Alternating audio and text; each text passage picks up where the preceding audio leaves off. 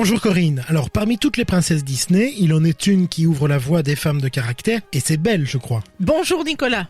Parfaitement. Contrairement à toutes celles qui précèdent, Blanche-Neige, Cendrillon, Aurore et même Ariel, Belle nous apprend très vite qu'elle aspire à autre chose. Mais surtout, cette jeune fille, intelligente, cultivée, romantique, mais surtout imaginative, ne s'accroche pas à l'idée qu'un jour son prince viendra. Et pourtant, elle le trouve son prince, au moment le plus inattendu. Ah, c'est le moins qu'on puisse dire. Personne ne s'attend à voir l'amour surgir pour un être tellement monstrueux et, il faut bien le dire, pour le moins antipathique. Mais il y aura un revirement et ça aussi c'est une nouveauté chez Disney. Jusque-là, aucun film n'avait présenté une telle évolution de caractère.